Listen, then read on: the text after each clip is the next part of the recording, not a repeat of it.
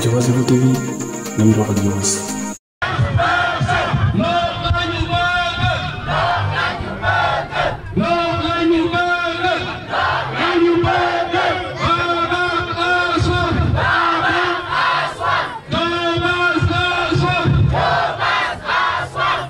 À travers cette forte mobilisation des populations, vous voyez que les populations de Diobass sont très assoiffées.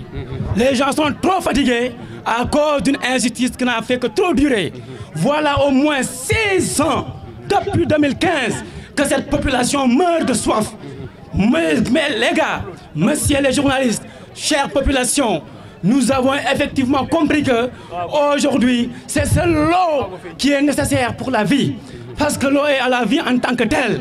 On dit même que l'eau est indispensable à la vie, mais nous réduisons cette expression à sa plus simple valeur pour dire que l'eau est indispensable à la vie. Actuellement, nos populations sont trop fatiguées, ils n'en peuvent plus, elles n'en peuvent plus, excusez-moi.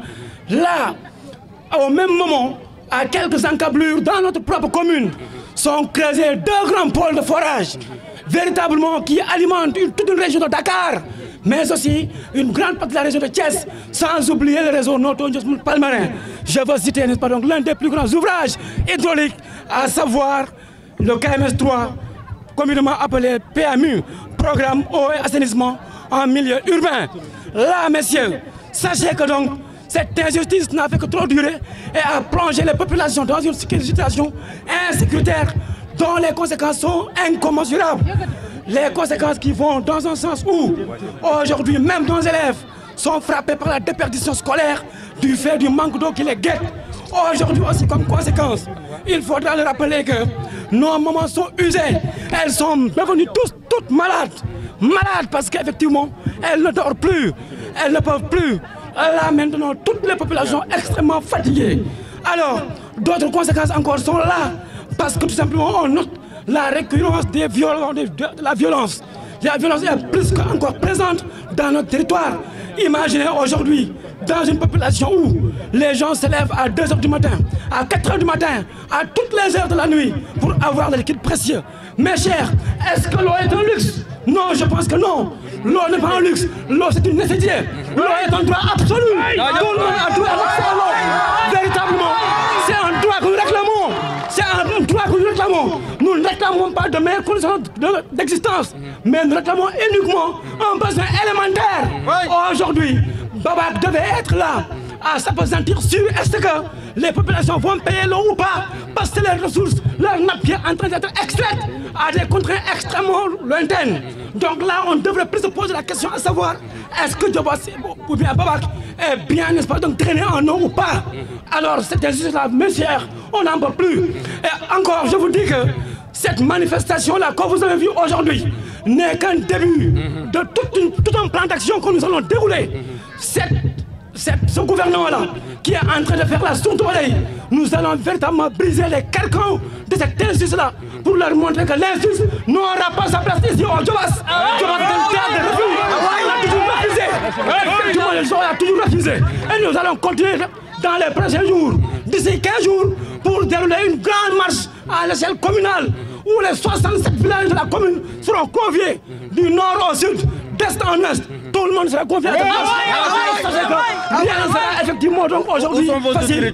Les autorités sont encore là et restent encore maintenant donc avec la sourde oreille depuis maintenant belle lurette. Même une tête à tête, ils ne veulent pas le tenir avec les gens. Et aujourd'hui, le malheur en est qu'ils nous disent que maintenant certains villages sont branchés. Alors que les villages qui sont branchés aujourd'hui, ils ne font que deux villages qui sont entièrement branchés et dont même le ravitaillement est aujourd'hui problématique. C'est de la division qu'ils sont en train de faire. Et nous allons leur dire aussi que cette division n'a pas sa place ici. Diobass va être branché dans sa entière totalité. Tout Diobass sera branché, en commençant par Babak, vers tous les autres villages seront branchés à ces réseaux-là. Parce que c'est leur nappe qui est en train d'être extraite. Donc, ce que nous exigeons, c'est un branchement de tous les villages de Diobass sans délai. Que ce branchement-là soit fait. Mais aussi, il faudrait aussi, n'est-ce pas, que ces préoccupations soient encadrées, parce qu'on ne va pas nous laisser aussi à des sociétés comme Aquatec qui vont rester là maintenant à satisfaire leurs besoins financiers. leur soif financière. Donc là maintenant, on réclame encore que l'eau soit non seulement accessible, mais aussi à des prix très raisonnables. Très bien, parce qu'effectivement, c'est notre société, c'est notre nappe qui est en train d'être acheminée à des conditions. Quel est le problème avec Aquatech? Le problème avec Aquatech est que Aquatech n'a fait que tuer nos forages qui existaient, qui fonctionnaient. Parce que depuis qu'Aquatech a pris n'est-ce pas, donc nos forages, en réalité, on ne fait que vivre encore un calvaire beaucoup plus profond. Parce qu'avant, bien avant, n'est-ce pas, donc l'arrivée d'Aquatech, au moins il y avait un grand dispositif de forages locaux qui ravitaillait la population en eau. Et donc encore le ravitaillement se faisait très bien à travers la gestion des comités de gestion locale. Mais depuis qu'Aquatech a pris nos forages, véritablement, on ne ressent plus, n'est-ce pas, donc on ne se sent plus effectivement dans un Djobas qui était, n'est-ce pas, donc auparavant. En quelque sorte, c'est comme si donc l'arrivée d'Aquatech est venue pour nous tuer, est venue effectivement pour aiguiser le couteau qui va véritablement, n'est-ce pas, donc nous dépiécer.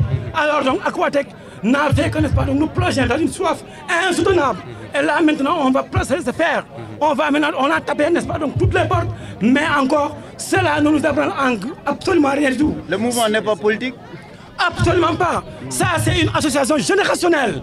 C'est l'association générationnelle du Nord-Deka Fogoum, soutenue par la grande organisation citoyenne du Djobas, à savoir les sentinelles du Djobas. Les sentinelles pour lesquelles nous avons un vivre, nous devons de vivre remerciements. Parce que les sentinelles, à vrai dire, c'est eux qui ont porté le combat. Un point de politique dans ce mouvement-là. En réalité, ce que nous réclamons, c'est de meilleures conditions de vie, de meilleures conditions d'existence.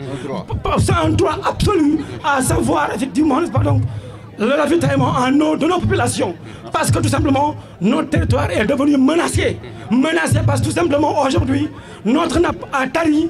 Aujourd'hui, ce qui est fait que notre nappe a tari, c'est, n'est-ce pas, donc, avec le dispositif des forages des PMU qui sont creusés, n'est-ce pas, donc, à des nappes extrêmement profondes, parce que c'est juste de paléocène. Et donc, à travers cela, vous comprenez que 30 000 mètres cubes sont en train d'être extraits des nappes chaque jour pour être destinés à d'autres régions. Cela ne fait que, n'est-ce pas, donc, tuer les puits qui étaient là. Cela n'a fait encore que tarir les forages locaux. Donc, de ce point de vue, véritablement, donc, les populations sont extrêmement menacées. Jokonyal, merci. Djobas Info TV, Namiro Radio West.